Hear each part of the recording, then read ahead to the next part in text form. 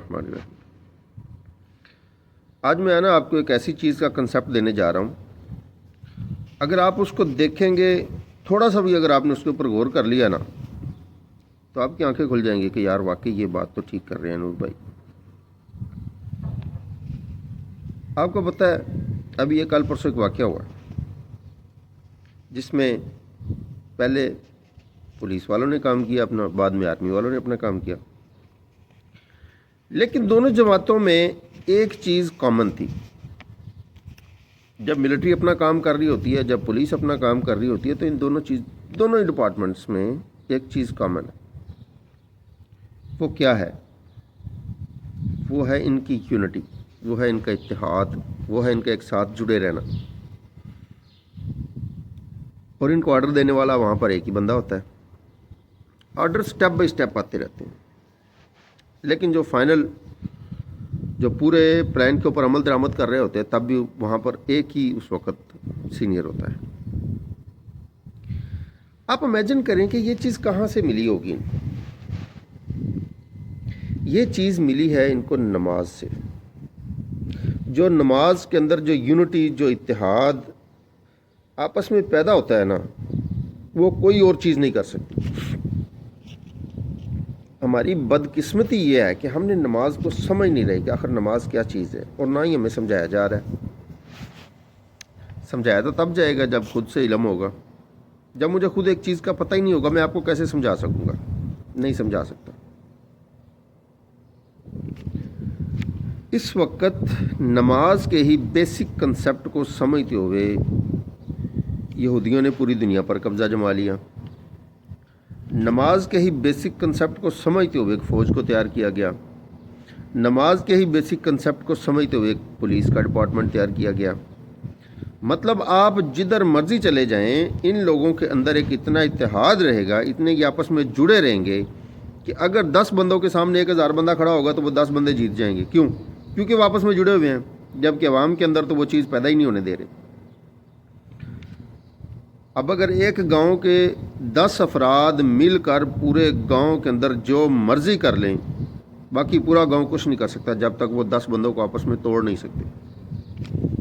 ہم اس وقت آپس میں ٹوٹے ہوئے۔ اب میں ایک چھوٹی سی مثال دیتا ہوں۔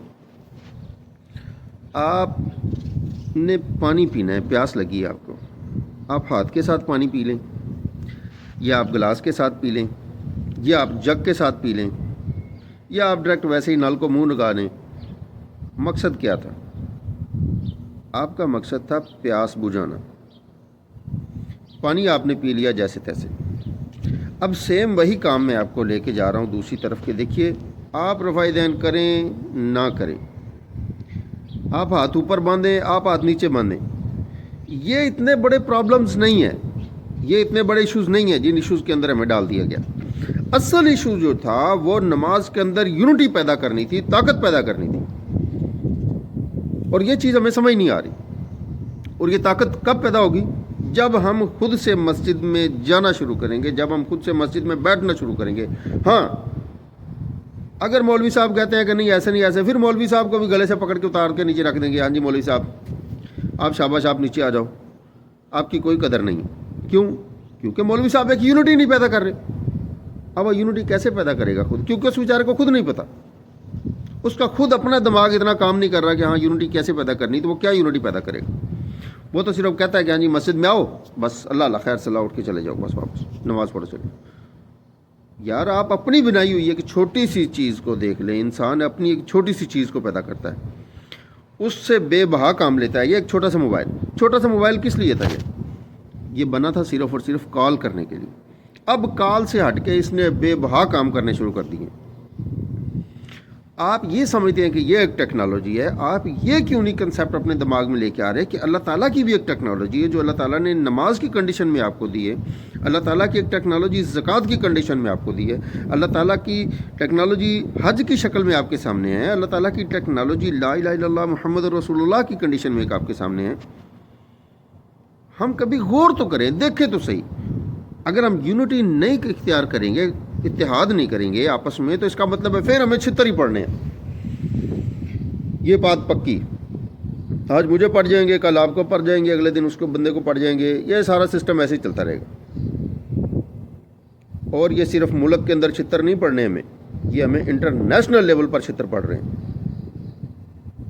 کس وجہ سے؟ صرف ہمارے اندر یونٹی نہیں، ہمارے پورے کے پورے معاشرے کو ڈیوائڈ کر کے رکھ دیا گیا. بھائی رفع دین کر لو، نہ کرو. آپ نے ایسے نماز پڑھنی ہے، آپ نے ایسے نماز پڑھنی. صرف اور صرف ہمارے اندر اختلافات پیدا کیے گئے ہیں. ایک عالم کہہ رہا ہوتا ہے کہ ہاں جی شام کو صفائی نہ کرو، گھر میں بے برکتی آ جائے گی. یار اس چیز کے بیسک کنسیپٹ کو سمجھو تو صحیح یار، آخر کیوں یہ باتیں ہوئیں.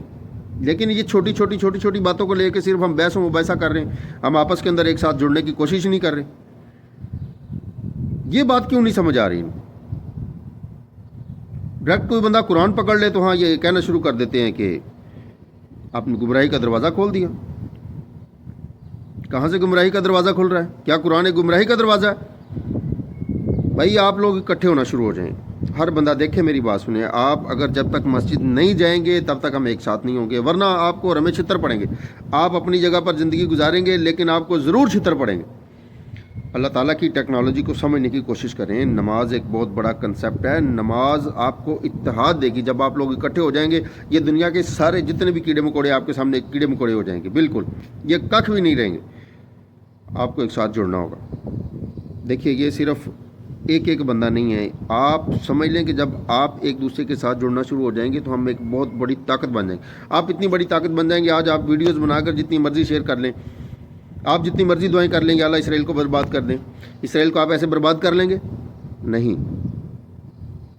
آپ کو ایک ساتھ ہونا پڑے گا اور پھر اسرائیل برباد ہوگا. آپ کے ملک کے اندر جو چند لوگ اس وقت بھی جو فرعون بن کے بیٹھے ہیں وہ بھی زیر ہو جائیں گے. کیوں؟ جب ان کو پتہ ہوگا کہ ہاں یہ ایک بہت بڑی طاقت بن کے کھڑے ہو گئے. اس لیے نماز کے اوپر اللہ تعالیٰ نے اتنا زور دیا ہے تو یہ مطلب یہ نہیں تھا کہ صرف آپ وہاں پر جائیں اور سجدہ ریز ہو کے واپس آ جائیں.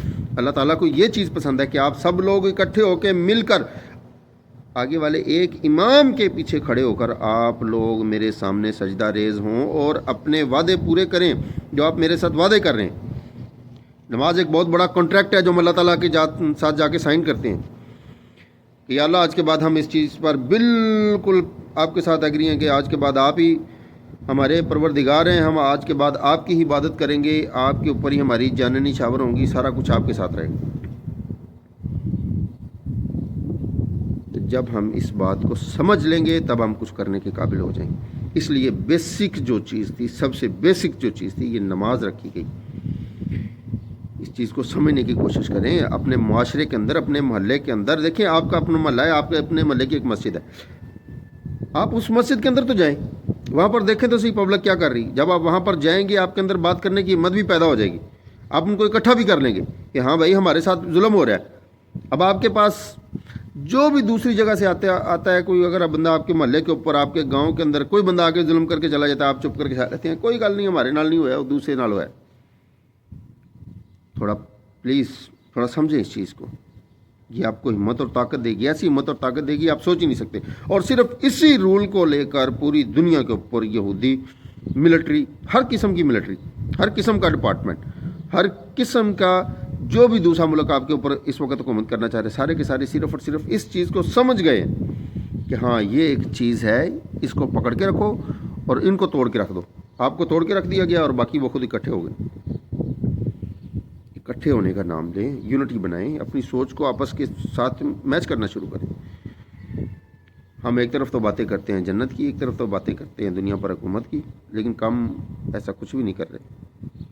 سوچیں، پھر سے سوچیں، پھر سے سوچیں.